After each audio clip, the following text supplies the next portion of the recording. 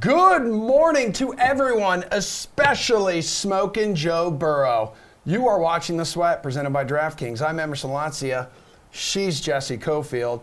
And congrats to the Bengals and Rams, who have never lost on Conference Championship Sunday, in which The Athletic publishes an article about Jessie Cofield's rise to stardom. Oh my God, who is she? Thank you. You're so welcome, Queen. We bend the knee. I mean, I love my fans. I also love this show, talking a lot of NBA, Pga, and NHL, but you know where we're starting. It's NFL hangover time. So good morning to DraftKings contributors Pierce Dietrich and Jeff Ulrich. It's time to react to what went down on Conference Championship Sunday. So another thrilling OT game. Bengals come back again, just like in Week 17. So what stood out to you in this one, Jeff?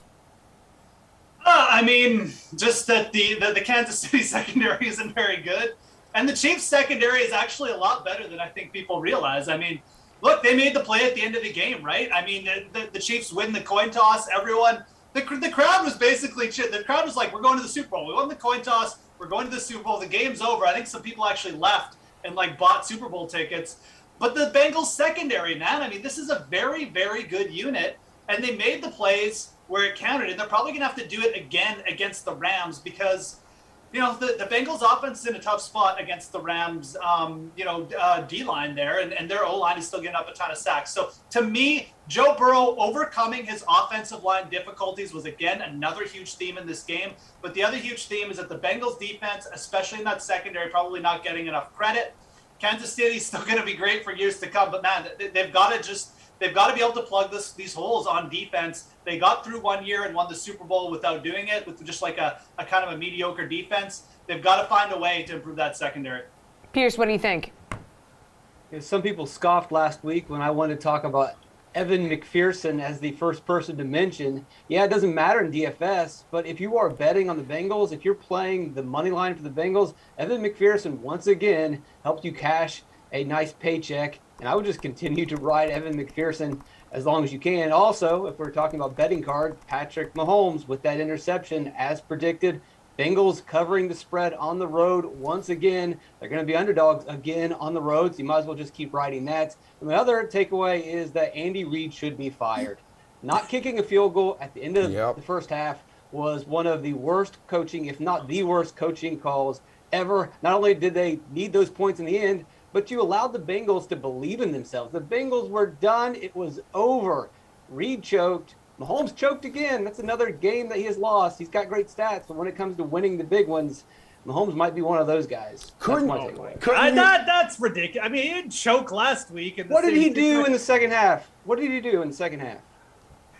Whatever. He lost a lot of yards when he tried to run it. Can you put some of that on Mahomes there at the end of the first half, though? Seeing that it wasn't there, the play wasn't there, could have easily spiked the ball, saved a second, then kicked the field goal. He thought they had a timeout.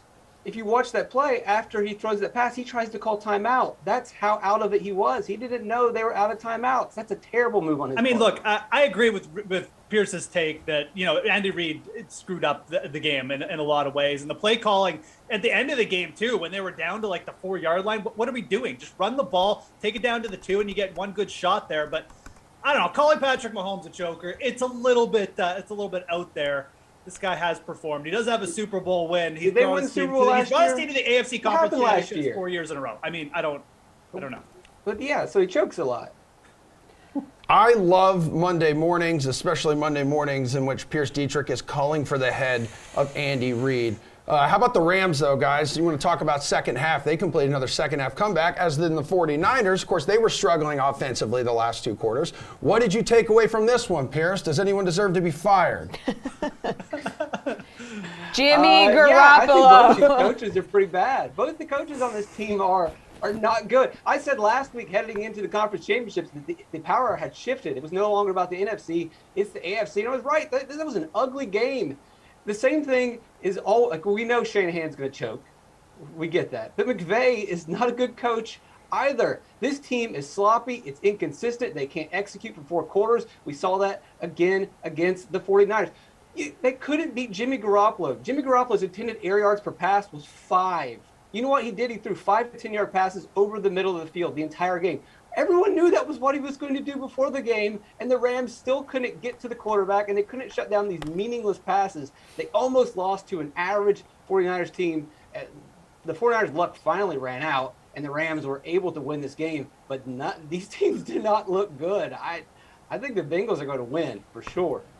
This is the lowest seeded Super Bowl in NFL no 1 history. or 2 seed. No, it's 2 4 seeds here, Jeff. What did you think about the NFC Championship game? Like, what was your biggest takeaway there? You mean you don't have a Cincinnati Bengals LA Rams ticket, Emerson? I mean, what are you doing? I thought you were like the sports guy here. I mean, how about this? on. The Bengals, So the Bengals at one embarrassing. point had the same Super Bowl chances as the Jacksonville Jaguars, right? That is crazy. Makes you LOL.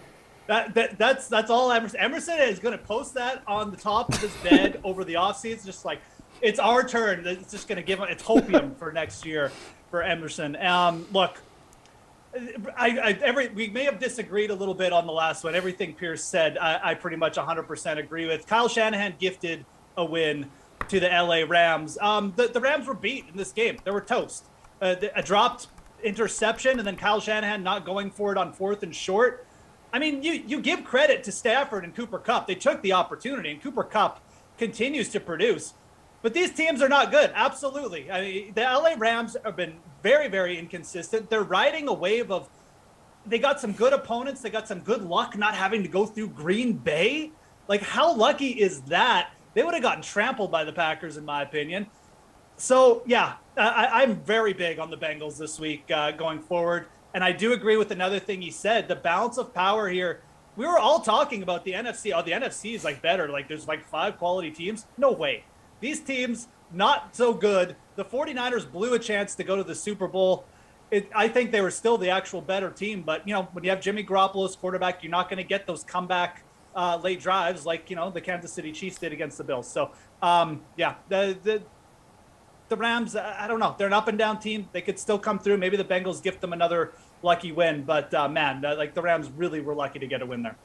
All right, well, we got to talk about this. I mean, immediately after the game, this was the question on everybody's mind. We're talking about Jimmy G. So Garoppolo has led the 49ers to the conference championship twice in the last 3 years, but they did draft Trey Lance.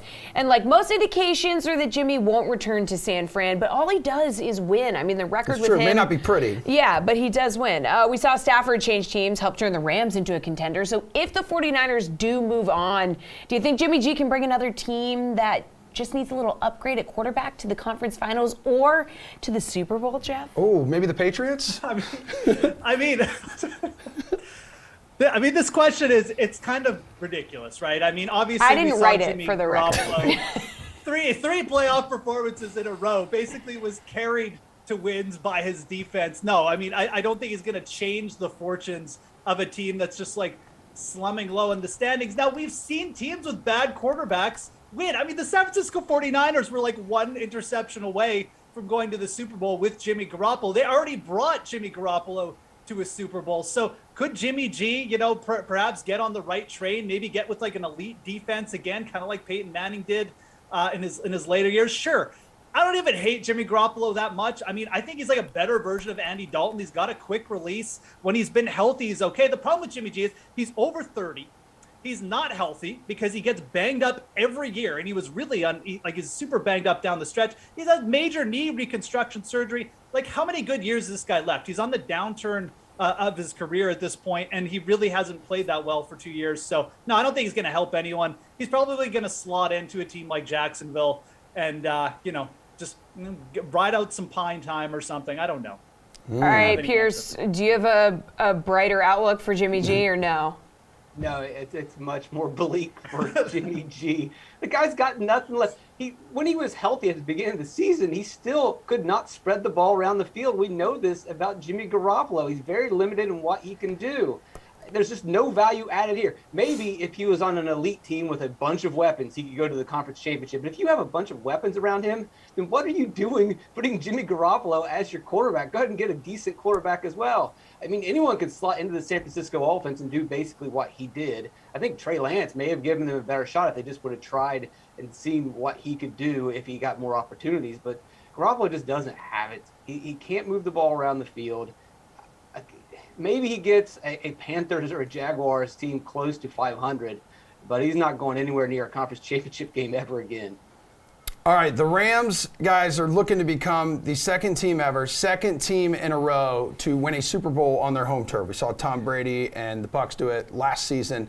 How real could home field advantage be for Super Bowl week, Jeff? Keep in mind, this is the Rams stadium. Yes, yeah, and is this they've never really had home field advantage. No, they really haven't. Or is this more of a myth? I think that, it's an interesting thing because I think it mattered a lot more last year with Tom Brady and the fact that, we really didn't have like full stands. And then they got to play in Tampa Bay, which is realistically like the Buccaneers and is a big thing in Tampa Bay. I mean, that's a team that they don't have split fan bases. There's not a bunch of outsiders just coming into to Tampa Bay just for like a weekend. It's a completely different situation in LA. I mean, I don't think home field advantage is a big deal at all this week, and I don't think it's going to matter at all. I think you're going to see a ton of Bengals fans there anyways. And I mean, again, we talked about this last week with the 49ers coming to town. There are more 49ers fans in the stands for the game than there were Rams fans in some of the meetings between these two teams. So, no, I don't think home field advantage is as big a deal this week at all. And I think it's something that will get brought up. And I think you may see it reflected in the betting odds as well. And I think maybe that's part of the reason why this line opened at +4. You might say it stay there. I mean, people just go buying into this all of a sudden, like the LA Rams have this huge advantage. No, it's Los Angeles. Like, it's fair weather fans everywhere. There's going to be tons of people flying in because it's the nice weather. I don't think it's going to be a big deal at all this week. All right, Pierce. Rams favorite on paper. Yeah, you nailed it. Don't worry. But as much as like the NFL sells the Rams, it's like being this big supermarket team. Like, they don't draw that emotional investment. Well, yeah, that's what it is. They're a market team. That's the only reason you have teams in LA. It's there for the market. It's not for fans. Everyone knew this years ago. They've been in LA before. They're back in LA, and they're running the same problems. LA is not a football team. They're not going to fill the stands. And even if they are popular, it's just going to be celebrities in the crowd. That's during regular season games. We know that the Super Bowl is just going to continue to be that. So there's not going to be any sort of advantage in the stadium. Maybe you could play the angle of, the Bengals are going to be at the Super Bowl, and maybe they'll get distracted. But these teams have this down to a science now. They know what to do, how to prepare, how to prevent, offensive linemen from having meltdowns the night before. If anything, it might be a distraction or disrupt LA with the circus coming to town. Yep. 2 weeks of Super Bowl coverage. They're going to have friends and family probably staying at their homes. This actually could hurt the Rams more than I think it absolutely hurts the Rams. I think that's a great point. Yeah. I think it's a completely different situation than it was last year. Yeah, the Buccaneers, I mean, COVID was going on, so you didn't have everyone flooding in probably to Tampa, causing all those distractions. Okay, well, the Bengals are in the Super Bowl for the third time. So this is just the beginning of the Joe Burrow era. Yes, Could we see Burrow and Chase year after year and challenge Montana Rice as the top postseason combo? What do we think, Pierce? Yeah, I think so. And let's throw T. Higgins in there as well. Before Jamar Chase showed up, T. Higgins was a pretty solid number 1 wide receiver. Boyd was a halfway decent number 2 to 3 receiver. They've got plenty of weapons. They've got to improve the offensive line, but I imagine we saw players in the free agency during last offseason want to come to Cincinnati to play with Joe Burrow, and that was before the guy had done anything. I can't imagine that people are going to shy away from signing with the Bengals. They're going to improve that defense. It's going to be Burrow and Chase, but they're going to add plenty of parts along with it. All right, Jeff, what do we think? Yeah, I mean, here's the thing about Joe Burrow. We're all worried about him at the start of the year. The Bengals don't have an O-line. This guy's going to get killed. Nobody was better under duress this year than Joe Burrow. I mean, in 8 yards per attempt under duress this year. His average quarterback rating, the highest in the league under duress. And you saw it in the Chiefs game as well. Like, what was he doing? Escaping sacks, running all over the place. He's more athletic than people realize. And obviously now that he's further recovering from the knee injury. So, the Bengals will eventually address this O-line issue. But, Joe Burrow's still young. He's still healthy. I don't think it's going to matter that much because he's so good under pressure. Yeah, this duo is here to stay. There'll be ups and downs. It's the NFL. People get injured and teams go through bad spells. But you also got to like that they're attached to a coach in Zach Taylor who just seems to, he's survived some really bad seasons there. You don't see coaches often go through that. I think that's a really like a big sort of feather in the cap of a guy like Zach Taylor. He's clearly liked by the players. You've never heard bad things spoken about Zach Taylor from Joe Burrow, who could have thrown him under the bus at any time. He's basically the leader of that team. So I think there's a very good situation forming in Bengals. Go buy your, Super Bowl tickets for the next 10 years. You're probably going to win a couple. Dude, no quarterback has won a Heisman, a national title, and a Super Bowl, and Joe Burrow has a chance to do all three within a 3-year window. Unbelievable. It That's is insane. unbelievable. And so is what we saw yesterday with some of these offensive dudes in the Rams game. Now it is time to name our Super Fantasy Player of the Week, presented by Supercuts, and that honor goes to Cooper Kupp, leading the Rams to the Super Bowl with his 11 catches, 142 yards, and 2 touchdowns for a 40 DK fantasy point game. The question is, will Cooper Kupp repeat next week as Super Fantasy Player of the Week when it counts the most on the biggest stage? Or will we see a Bengal maybe take the cake this time, Jeff? Yeah, I think we will see a Bengal take the cake. I mean, I think Cooper Kupp's going to have a good game, but I definitely think that there's room for a guy like T. Higgins to potentially pop up. And I like the fact that Pierce brought him up. People just seem to forget that T. Higgins exists in this offense. He was a huge factor against the Chiefs, catching some balls over the middle. And again, he's going to get the secondary coverage. Everyone's going to be concerned about Jamar Chase in that game. T. Higgins ain't going to be a pivotal play. And I like the Bengals, so I'm going to take a Bengals player. I'm going to take T. Higgins as my Supercuts fantasy player of the game for Super Bowl, 2 weeks. What do you think, Pierce? Will it be Cooper Kupp again, or will another dude claim the title?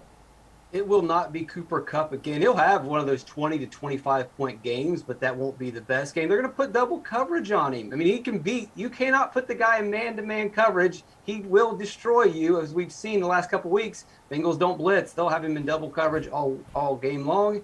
Joe Mixon, 100-1 to win the MVP of the Super Bowl last week. I'm going to stick with that play, and hopefully he finds the end zone a couple times and ends up the Super Bowl MVP and the biggest fantasy producer. All right, good stuff, guys. We'll look great. ahead to how the Bengals and Rams match up against each other coming up right after we break out our NBA building blocks. Stay tuned.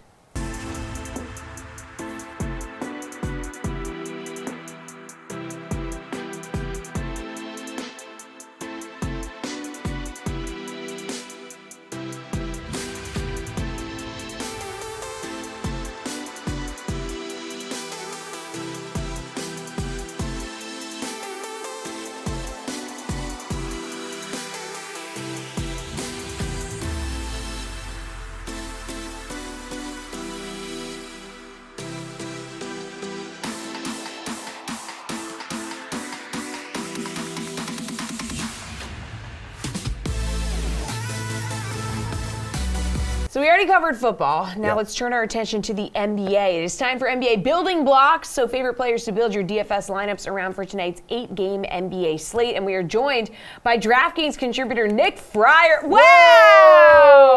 Oh my God, it's us. He is he's my favorite Wow. analyst. He is. He is number one in my analyst power rankings here at DK. Nick, we're just honored. So, Did you see that other one I had of you, Jess? It was just you. oh Yeah. my God. Yeah, last week, one of the days where you weren't here and I had to put the company on my back. He had a God. great Break it out again background. another time. Yeah. I'm really proud. I'm really proud and honored. So NBA building blocks, Nick, so which guard are you building around tonight? 8-game slate. Yeah, I'm going to go to the higher end of the price range tonight with Stephen Curry. I know 11K, it's pretty expensive going up against the Rockets, but this has the highest total on DraftKings Sportsbook tonight, this game. And then the Rockets, last time out, Steph Curry dropped, was it 51.5 DK fantasy points against them? And I understand being worried about, is this going to be a blowout scenario? Even though last game was, between these two teams, was a close game. Golden State only won by 2 points. The reason I like Steph Curry tonight is the manner in which he accrued his fantasy output last time out. He didn't shoot all that well, still got 21 shots up, still going to get that tonight. He posted a season high 12 assists too, so where he wasn't efficient from a shooting perspective, he got his teammates involved. And with Otto Porter Jr. out and Draymond Green, of course, he has the highest use rate on the team at 30.9%. And he posts 1.29 DK fantasy points per minute in that setting. Another guy I like tonight, too, in the higher range, but definitely much cheaper, Tyrese Halliburton at 8.5K versus the Knicks, only if De'Aaron Fox is out. All right, again, 8 games to choose from here. So best forward to play tonight. Yeah, so I'm going to give you guys a little more savings here with Lou Dort at 6K going up against Portland. No SGA right now. He's got the ankle injury. He's going to be reevaluated after the All-Star break. Posted 27 points without SGA last game. Actually, SGA logged 17 minutes in that game, and Lou Dort still got 27 points. And he was like 8-7 rebounds, had the same output in the game before as well. Got 16 shots up in that game against Indiana. He gives you a ton of flexibility with his price and an elevated ceiling. And in the situation without SGA on the floor this season, 26.9% usage rate, highest one on the team, of course, not the crazy highest one, but still the highest one on the team. And the Blazers haven't done particularly great against opposing forwards this season either. All right, Nick, which center do you absolutely need in your lineup? Yeah, I know, Joel Embiid, of course, is always a guy you got to consider, and he's the only big that we got going tonight in terms of those high-priced bigs when you think of Jokic, and obviously you have Giannis Antetokounmpo, but it's just going to be Joel tonight, but I'm not going with him. I was leaning towards Evan Mobley at one point, but then Bam Adebayo at 7.5K going up against the Celtics was the guy who wound up winning me over. If Jimmy Butler's out, he becomes a much better play tonight. I know that Bam, he had that 50 DK fantasy point performance in his second game back after his long stint out with the injury, and then he kind of regressed from there, but it's been a steady climb since his third game back from his injuries, coming off consecutive double-doubles. I know the Celtics are an efficient defensive team and this is a pace-down game for the Heat, but Bam Adebayo leads Miami when Jimmy Butler's off the floor in DK fantasy points per minute at 1.35K. So I like him a lot tonight. Even if Jimmy does play, I know he's questionable right now, I still like Bam a lot. Another guy who's a good option too, a little bit more expensive, Jusuf Nurkic at 8.3K going up against the Thunder. We're getting reports from our producer that Embiid may be out for rest tonight. Yeah, So. in fact, he has been ruled out tonight versus the Grizzlies for rest. And you know where I got that from? I got the information not only from producer Drew, who is always on top of it, absolute all-star and a cat dad, but DK Nation here on Twitter. This is why I follow DK Nation. God bless you, DK Nation, for doing what you do every day. How about a value play? Can you build around a value play tonight? Yeah, I think there are a few good options here, and injuries, of course, are going to play a factor in things. And now the Sixers situation is going to look a little bit different as well. But Jordan Poole is a guy that's probably my number one favorite. Again, going back to that Warriors-Rockets games. But other guys I do like Davion Mitchell at 4.9K. Again, if De'Aaron Fox is out. Luke Kennard at 5K going up against the Pacers. He's been returning 5 times value consistently of late and had a couple big games. But when it comes back to Poole, because he ultimately is my favorite guy at 5.5K, third highest usage rate in the current situation where there's no Otto Porter Jr. or Draymond Green. The only guys who have a higher usage rate are Klay Thompson, of course, smaller sample size, and then Stephen Curry. But Poole's is at 25%. And he's returned over 6 times value last time that Golden State saw Houston. And again, I mentioned it earlier, this has the highest total on DraftKings Sportsbook, so you got to go and get guys from this one. Yeah, let's move to the DK Sportsbook. Find your favorite bet to build your bankroll with. So for today's NBA cheat sheet over on DK Playbook, I had the Grizzlies at +2.5 going against the 76ers. I don't think they're going to be underdogs going into this one anymore without Joel Embiid. Put it plainly, the 76ers are one game over 500 against the spread, and they're not good as home favorites against the spread. They're not good when playing with a rest advantage against the spread. I still like the Grizzlies if they become the favorite, which I do think is going to be the case. But just kind of going with the news and everything, if that turns into them being a heavy favorite, my favorite bet then becomes Lou Dort's points plus rebounds prop tonight. It's at 22.5 going up against the Blazers. I just think the amount of volume that guy is going to get and the work he normally does on the glass, he's going to hit that over on that number easily. Fryer, thanks, dude. Good seeing you, as always, especially when you have an all-star background there on your Zoom channel. You're the best. Okay, so we're going to do something similar here. NHL face-off with the riveting RotoWire duo right after this.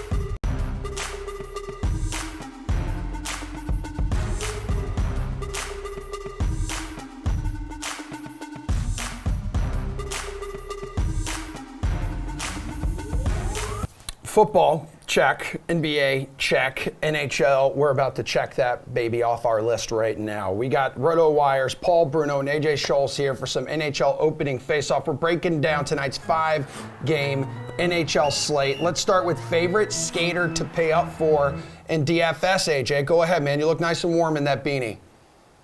Gotta stay warm. I know you guys know this out on the East Coast, but it's still cold here in the Midwest as well. I'm going to steal Paul's thunder right off the bat, and I'm going to go with Matthews in this one tonight at 9K. You got to consider the matchup with the Devils. They've been rolling with John Gillies between the pipes, and let's be honest, he's actually looked pretty good considering he's faced the Kings, Lightning, and Hurricanes in 3 of his last 4 games. But eventually, the dam's going to break here, and I think a matchup with the Leafs is what's going to happen. I also think you consider paying up for Marner in this one. He comes in at 6,300 at morning skate today. They shuffled him up to the top line there, switching him with Andre Kasha. So Matthews and Marner back together again. So maybe take a look at stacking both these guys. I know that's pretty expensive when you consider their price tags, but the matchup here I think is just too good to pass up on them. Okay, who are you paying up for in DFS, Paul? I'm picking Canada by 2. Oh, shoot, just a minute. I think that's my CONCACAF notes from yesterday. Sorry about that. Favorite skaters tonight? Let's see. Fade the Oilers, I say, versus the pesky Sens. That'll resonate with my friend AJ. I think Matthews is a tempting target at $9,000, but that I can go cheaper than that in the high end for guys that I like. Better bets for me are Alexander Barkov at 7,800, even Huberdeau for 7,500 against Columbus. This is the hottest offense versus one of the poorest defenses. But also back to the Leafs, Mitch Marner, $6,300. The guy's on a 5-game goal-scoring streak. His confidence is back, and I say he lights it up tonight against a Devils team that's searching for goalies. And then Patrick Kane versus Vancouver, also a tempting bet. These last 2 guys perennially in the top 10 NHL scorers, and they're bargains tonight. All right, Paul, how about your favorite DFS value play? You spend up, you got to save some money somewhere. Yeah, there's a bunch of choices here, and I'll go back to the Leafs. Michael Bunting coming off a hat trick. He looked great on Saturday night. He's looked very good on Matthews winning much of the season. 8 points his last 10 games, $3,500 the price tag. Similarly, on a top line roll for $3,200, you got Brendan Hagel, 6 points in his last 6 games as left wing on the top line for Chicago. Also in that lineup, Dylan Strome has caught fire. Better than almost 2 points a game in his last 6 games played, and he's only going to cost $3,300. So I see a Chicago stack there in my mind. And then over to Detroit, Robbie Fabry, 7 points and 29 shots on goal his last 10 games, only $3,200. So there's a lot of bargains if you want to pay up for the big boys. Lots of pairing to do with the little guys. All right, AJ, where are you looking for value here? Yeah, I really like Carter Verhaeghe at 4,400 here. Panthers, a good matchup facing off with the Blue Jackets. They've got another morning roster shuffle here. Verhaeghe will stay on the top line with Barkov, but they're going to reunite Huberdeau on that line as well. So, I mean, I'd have been on Verhaeghe here at 4,400 just playing with Barkov. But when he gets to pair up with both Barkov and Huberdeau, I think it's just too good of a spot to be in. And I like Paul's call on Bunting as well when you consider, like I said, he's going to play with Marner and Matthews now. I think that just gives him even more value at 3,500. AJ, let's poke over to the DK Sportsbook here. Best money line or puck line bet? Well, I got to look. I'm actually on the opposite of Paul here. I think you look at Edmonton to cover in this one, the puck line at plus 130 here. Matt Murray has just not been good this year. I mean, he's played a little bit better since his stint in the minors, but in his last 7 games, you're still looking at a guy who's 3-2-2, 2.83 is the goals against average. Ottawa is not a walkover like they used to. They have some offensive pieces led by Tkachuk there, but Murray, I have no confidence in him at this point, and I would expect Edmonton to really roll him. They played him on January 15th. They beat him by 2, and he allowed 4 of the 6 goals that his club gave up there. So, all right, Paul, you like any plus money here in the money line department? I do. I'm on the Senators big time tonight. The goalie at the other end of the ice, Koskinen, is a red flag for me too. For Edmonton, he's not playing very well. You think about Murray, I think Koskinen's been way worse. Ottawa's played some big teams in the last couple of weeks, and they played them tough, winning their share. In fact, So I think they remember the fact they were dominated by Edmonton all last season. They got a bit of revenge in Edmonton earlier this season, winning that game. I think they double up tonight. And then Anaheim has had a great road trip through Canada this week, and they swing back to the USA, landing in Detroit tonight. This game looks a bit like a coin flip, but I still like the skilled players of the Ducks more than I do of the Red Wings, the way they're going right now. And if they start Gibson in goal in Anaheim, he's been absolutely incredible in this road trip. So I say take the visitors there. All right, Paul, which game total do you like the best? Oh, I love this question every time it comes up. I think the total of 5.5 is going to fall early in the Canucks' visit to Chicago. Both teams have offenses capable of putting up big numbers, but I also don't like their defenses. So that's a recipe for a big game score. The Leafs are legit big favorites to roll over the Devils, who are looking for that goalie to put in the net even with any kind of qualification. So that's a bad combination. I think the over is in jeopardy there. And then Florida scoring more goals than any other team this season. Columbus giving up more than almost anybody else. That's also a bad combo. And you can tell by the line at 6.5. I still think that's low. All right, AJ, which game total do you like the best? Well, Paul talked about three of them. I guess I'll talk about the other two here. Edmonton, Ottawa, both Paul and I think can finally agree on something with this game.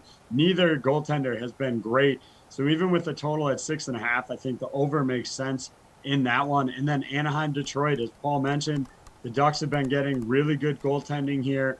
There's, a couple guys, Larkin, Zegras, like a couple offensive pieces there. But for the most part, I would expect this one to be a low scorer. So I would take the under at even money, even again with the low 5.5. I think the under is the spot to hit in that one. Favorite player prop, AJ? What is it? I mean, for me, it's got to be Matthews to score a goal. I don't see how he doesn't get one in the net tonight. It's not the best value on that, but I think you have to look at that one. And I would take Marner as well. I'd double down on both those guys to pick up a goal in this one. I think it'll be a high-scoring game for the Leafs. Where are you going on this, Paul? His birthday's coming up, AJ's, and I'm going to send him a Leaf sweater. I think he's lobbying hard today.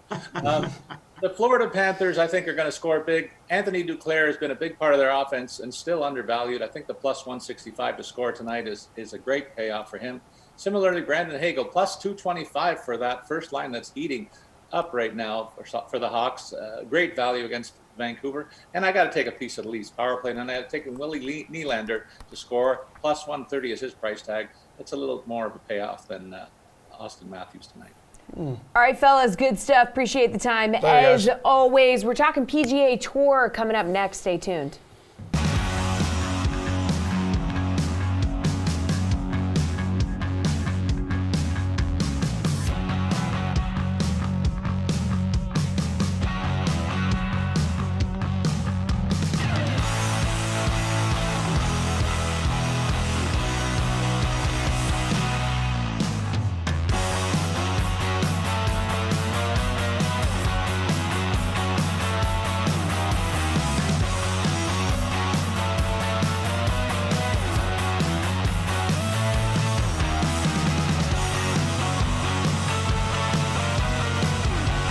We are back here on The Sweat with breaking news. Emerson feels much better this morning. I do. Thank God.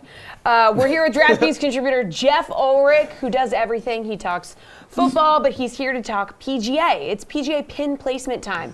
So aiming for the cup and picking the exact finishing position of each golfer for the AT&T Pebble Beach Pro-Am. So defending champ is Daniel Berger. He had a T20 at the Farmers. Where's he finishing this week, Jeff? Yeah, I've even got some cupcakes in the oven, Jessie, for later. So I mean, I'm doing everything today, trying to keep the family afloat. But look, Daniel Berger is turned into just this, like, he's basically the Terminator. He gains like over a stroke on approach in every single event. This dude has not gained less than a stroke on approach in over 12. I can't even count that high. Over 12 events. He's so consistent ball striking these days. He's a guy who can get hot with the putter. And, this is the right type of course for Daniel Berger because, again, it stresses that approach play a little bit. If you do get hot with the putter on the greens at Pebble Beach, I mean, you can certainly pick up a lot of strokes on the field. And it's just a little bit of an easier setup, which I think favors Berger. His around the green game can sometimes be a little suspect. But, look, he won last year. He's playing good. I'd be pretty shocked if he didn't put in another top 10 here, to be honest. So he's not going to be my pick to win, but he could definitely go back-to-back. He's already picked up a 5th-place finish at the Tournament of Champions. That's a trend we like early in the season, these guys putting up top finishes. I got Berger pegged for a top 10. I think in DFS, betting, he may be a little bit too short, but for DFS, definitely a player you want to just anchor your lineups around. Yeah, Jeff, do they rotate on all 3 courses out there, or is it just like 2? They're back to the 3 courses, yes. Okay. Last year there was only 2 because there was no Pro-Am because of the COVID. There's 3 courses in play this week. They got Spyglass, Monterey Peninsula, and of course Pebble Beach. They play Pebble Beach twice, once during the week and then on Sunday.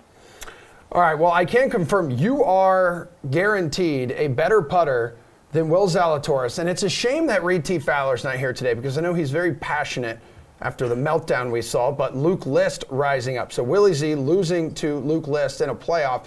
Can Zalatoris make it back-to-back top 5s? Can he actually make a putt within 5 feet? I mean, I'm glad we brought up Luke List, the guy I told Reed to bet on, and he didn't listen to me. So it is probably good that he's not here, to be honest. Look, Zalatoris is another player who, he just gained so many strokes, tee to green and off the tee and on approach. 7.9 strokes gained on approach. His problem is, and this is what he doesn't share with Berger, is he's just, like you said, he doesn't putt as consistently well. His around the green game has gotten better, but for me to peg him for a top 10, I can't give him the same kind of backing that I can for Daniel Berger. He doesn't quite have the experience on Pebble Beach, and experience is a big thing here. I threw up a trend on Twitter. You can go there at the Fantasy Grind, check that out. I'm not going to go over it here, but it basically says experience matters. You've wanted to play this course a few times, and generally most of the past champs have played this course a few times before they kind of get through here. So just from the lack of experience, the low-end putting that Zalatoris brings us, especially on Poana apparently, I'm going to peg him for a top 25. We'll say a T20, but I'm not going to give him the upside that Berger has because I just don't think he's quite there yet. When he becomes a more consistent putter, this guy's going to absolutely rack up some wins, but looks like we're still a few months away, at least, from that. All right, Jeff, Patrick Cantley was T3 last year at this event, and he's the favorite this week. So how's he going to play? Yeah, he's going to play well because he's Patrick Cantley, and that's just what he does. This guy is perhaps the most complete player in the game, maybe outside of John Rahm. He's certainly up there. This is a dude who can get hot with the putter whenever he kind of feels like it, and he likes this course. He likes Pebble Beach. This guy can just get super hot with his irons too. So was runner-up here to Daniel Berger last year, actually struggled on the greens a little bit, and that's probably the only thing that might hold Patrick Cantley back this year. But he looked pretty good at the start of that last event that he played at the American Express, put in, I believe, an opening round 60 or 61, I can't remember, but he's not far off. I think Patrick Cantley probably coming in here with a little bit of a chip on his shoulder because he did get pipped by Berger in the final round here last year. This is the course setup he likes. I'm going to just peg Patrick Cantley for the win this week because it's never a bad idea to just pick a winner from the top of the board. And Cantley is the cream of the crop in this field by a long shot. So I'll go with the favorite here. I think Patrick Cantley probably picks up a win this week. Well, Spieth, who tied with Cantley, right, for third place here last year. Where do you see him ending up on Sunday? Yeah, Spieth. I think Spieth maybe even come in with the lead last year and then kind of fell back. And that's the thing with Spieth. He's just simply not as consistent as some of these other players that I've mentioned. He's not as consistent a ball striker as Berger or Cantley. He can get hot with the putter, though.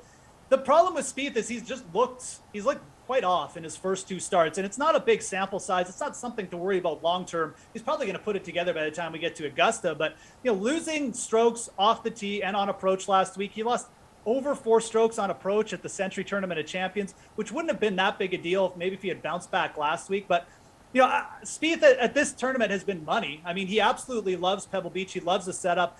His around the green game gets him around Pebble Beach because the greens are so small. Everybody misses a lot of greens here, and Spieth is able to recover so beautifully because of his good short game. So he's a past champion. He's got a bunch of top 10s, but he's just not really playing that well. I'm going to peg him for a made cut, but I'm going to say T30 or something because I just don't think his game is quite where he wants it to be. I'm sure he'll get there soon, but not super bullish on Spieth. I'd rather pay up for one of those other guys I mentioned. All right, Jason Day tied for third last week. Does he have another top 5 in him? Oh. I know. Jason Day is kind of like a walking headache because, of all the top players we're talking about, he is the hardest to project. Before last week, he hadn't posted a top 40 finish on the PGA in 8 starts, which kind of gives you an idea that this performance from the Farmers just came out of nowhere. Now, if you follow Jason Day, you know he is like the most elite POA putting person on the PGA Tour. His POA putting stats are off the charts. He loves the Farmers. He loves this time of year. He loves Pebble Beach. He's finished top 10 here in each of the last 6 versions of this event. So he always does pop up at Pebble. So maybe this isn't like as big a headache as I'm making it out to be. I'm just going to peg him for a top 10 because he's come in here in the past not playing well, not off a good result, maybe off a missed cut, and he still finishes top 10. That's just how good he is at managing his game around Pebble Beach. Still hasn't picked up the win here, but he gained strokes everywhere last week. Gained strokes off the tee and on approach. He's healthy. If Jason Day is healthy, he's still a very good player, and the putter is getting hot. I think you got to peg him for a top 10 this week. Very frustrating golfer, indeed. Yeah, What absolutely. about a long shot, Jeff, you believe has a chance to finish top 10? I mean, this is the event. This is it. Like, this is Pebble Beach always throws us some curveballs. Who could forget Vaughn Taylor taking down Phil Mickelson in the final round 2016? My countryman Nick Taylor, overcoming Jason Day, someone we just talked about in the final round 2 years ago. Let's go with Kevin Chappell, a West Coast boy. He's got some good results at Pebble Beach. Finished T8 here 3 years ago. He's made 3 cuts in a row now, gained over 3 strokes on approach at the Farmers. Kevin Chappell still working his way back from a major injury. He's a PGA champion. Winner, though. He's won on tour before Emerson. What? This guy is over 2,000 to 1 in the odds. Get some bets down on Kevin Chappell. We always see crazy winners at Pebble Beach. Probably not going to be any different this year. Chappell's my guy. Love it, Jeff. That's crazy, dude. All right, good stuff. Need you to stick around, actually, Jeff, because we got one more block to go here on the show. We're going back to football, and you're going to join us.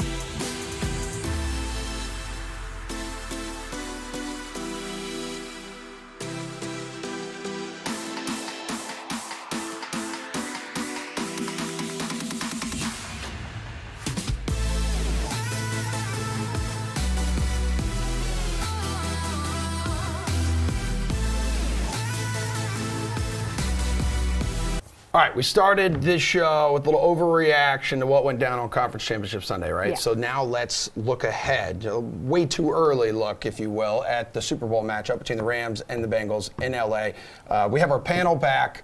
We got Jeff Ulrich here, Pierce Dietrich, AJ Scholl shifting over from hockey to pigskin. So an early look at the big game next Sunday. Jeff, how does the Bengals offense match up here against the Rams defense? So we know the Burrow-Chase combo that will end up facing Jalen Ramsey. We know how good he is and how elite he is and how the Jags screwed that up. We saw Brandon Ayuk have some success against the Rams. Maybe Higgins or Boyd can make some plays. So how do you break this one down with 13 days to go? Yeah, I think it sets up very well for the Cincinnati Bengals. And we alluded to this in the first segment, but there's no quarterback in the NFL that was better under pressure than Joe Burrow this year.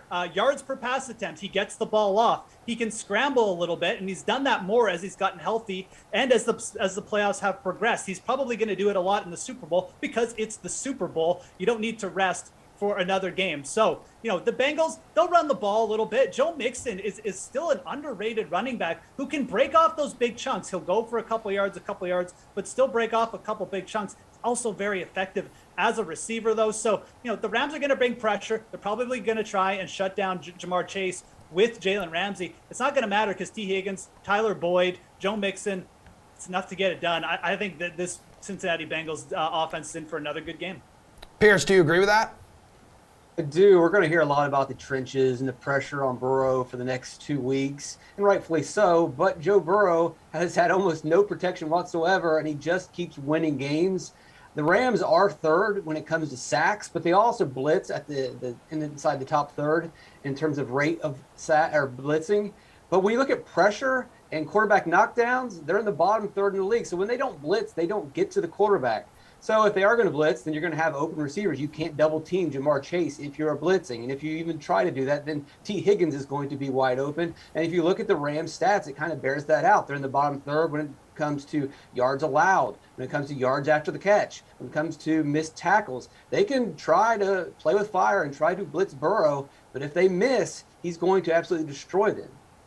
All right, so AJ, we know Burrow absorbed like a record 9 sacks and that win over the Titans. He stayed upright against the Chiefs. I mean, Aaron Donald is going to be breathing down his neck.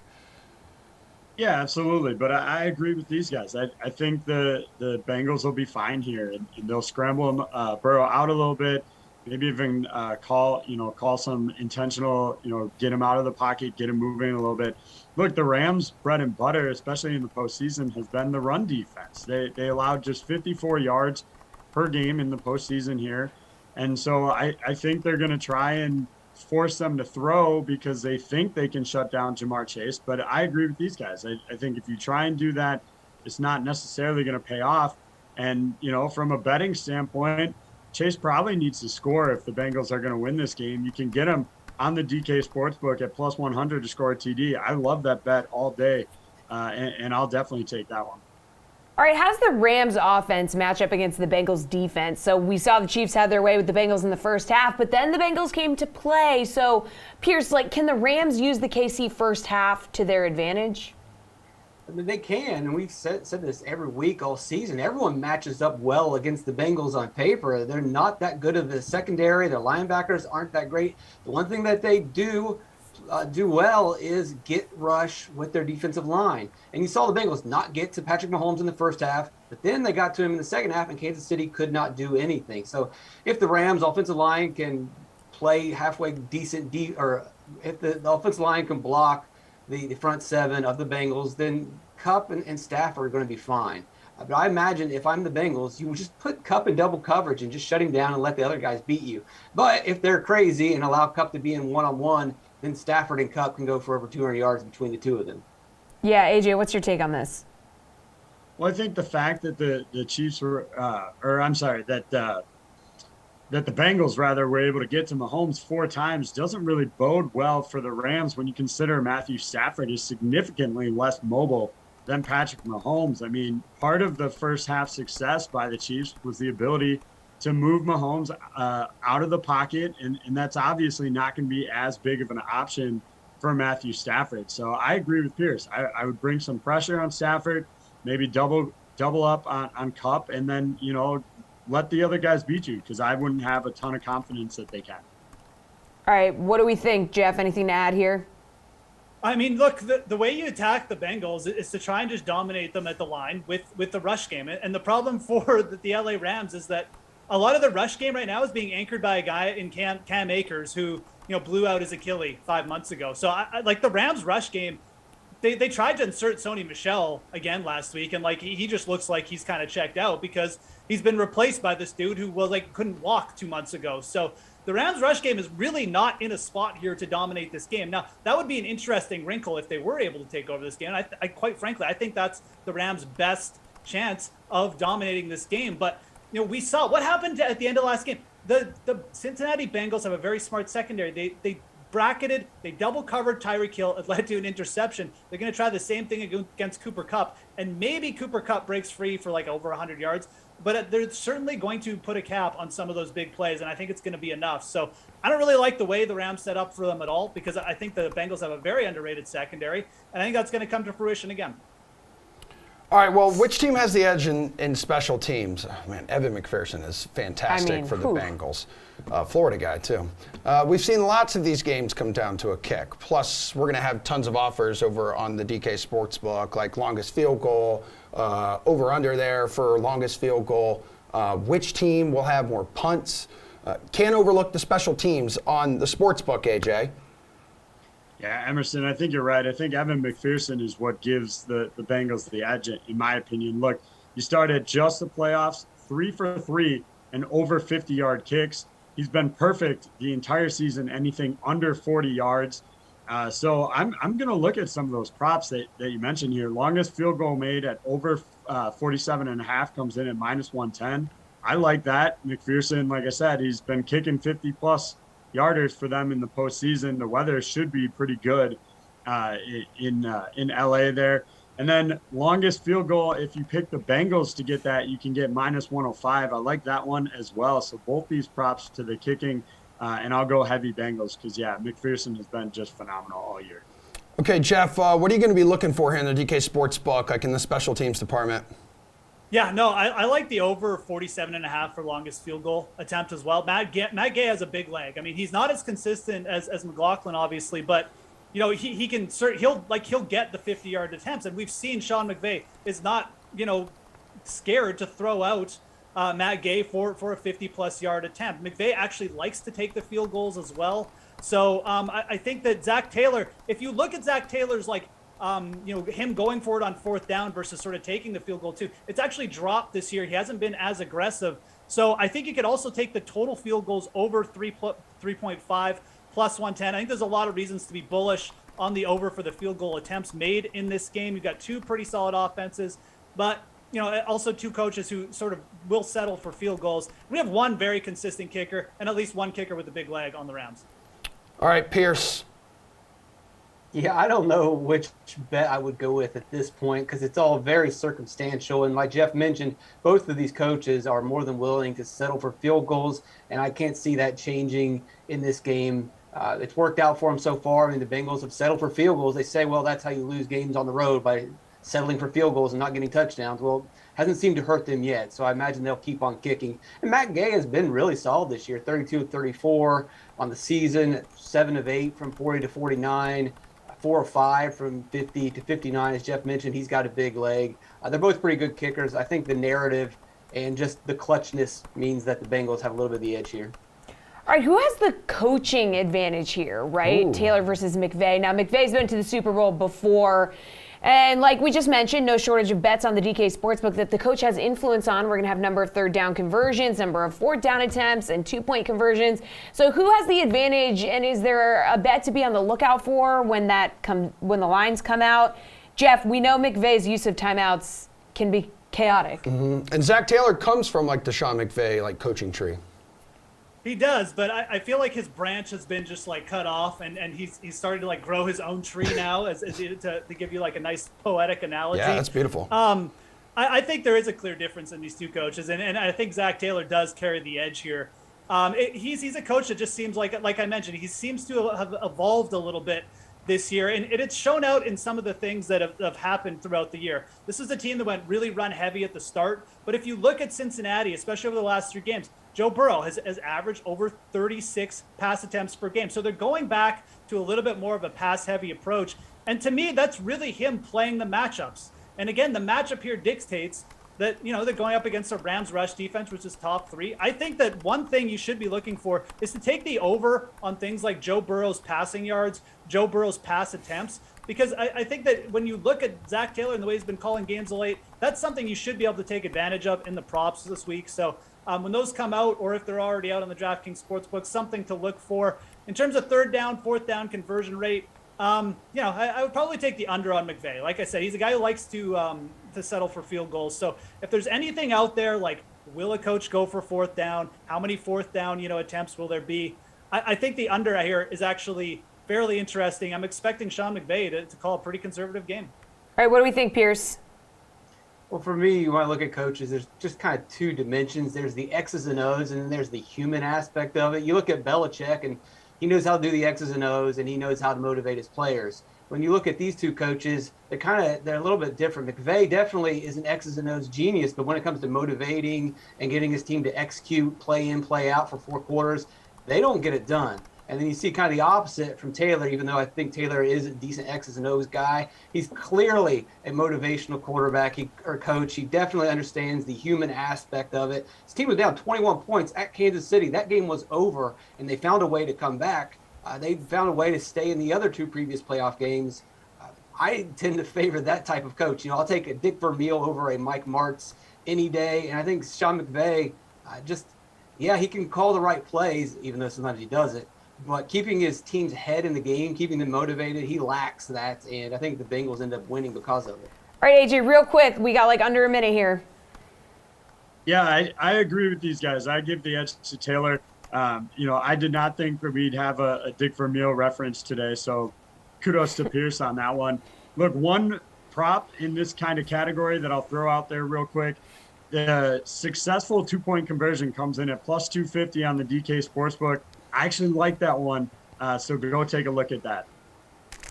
All right, guys, that is a show. Fantastic work by everyone who joined us today. If you watched us, we appreciate it. We love you. And Jessie and I will be back tomorrow morning, 11 o'clock Eastern time, to host the show, The Sweat.